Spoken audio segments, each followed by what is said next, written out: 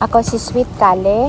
Ni-graduate ko diri sa USEP ni atong June 30, 2023. O sa pagkakaroon, nagtrabaho ko isip usa ka robotics teacher sa usa ka private school diri sa Davao City. Last 2016, usa ako ka PDL sa Davao City Female Jail Dormitory.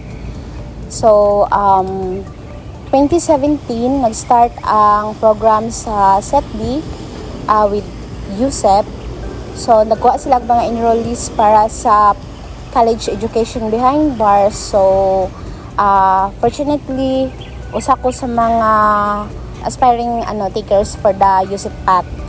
And sa kaluoy sa Ginoo, nakapasar man sa USEP path, mao to na official student ko as a PDL. So wala man gyud laing buhaton in town dito sa sulod, no, kay syempre ang imuha lang ginaatiman dito sa sulod isang imuharang kaugalingon while waiting sa progress sa imuhang kaso. So na-realize na ko na naningkamot kung makapasar sa USEP path, kay kung dili pud ka makapasar sa USEP path, dili man pud ka maka-eskwela sa college education behind bars.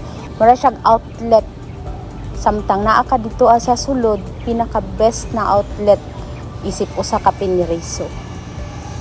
Kung akong i-recall kaniadto pagsugod sa akong pag-eskwela gyud, no, kung adto na ko sa eskwelahan, mura kung naa ko'y duha ka kinabuhi gani, duha ka persona dito sa sulod, kay na ako'y live sa usa ka PDL na kumugawas ko sa moang compound, moadto ko sa moang eskwelahan nga naara pud sa atbang, makalimtan na ko nga usa ko ka PDL because busy na kay ko sa kuang student life pag abot dito sa eskwelahan. So makalimtan na ko na piniriso di ay ko.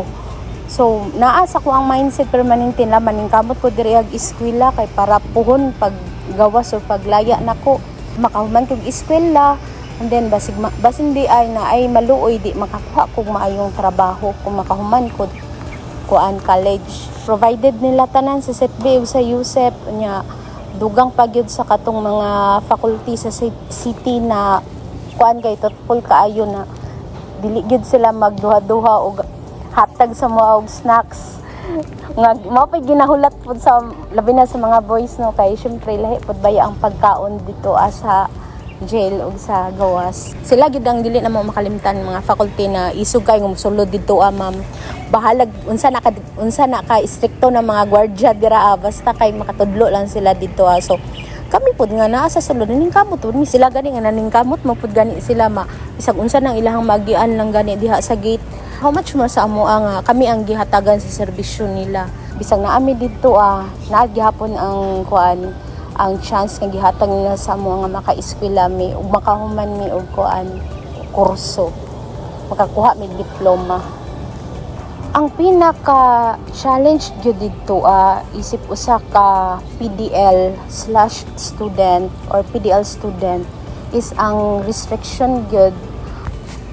So bawal ka mag-uli og mga schoolworks. Pero kung ikaw determinado ka na mahimo gyud nimo tanan ng imong mga need na himuon, need lang jud ka mga disiplina ba mo kung sa ilang gusto itumanon lang gyud pud nimo.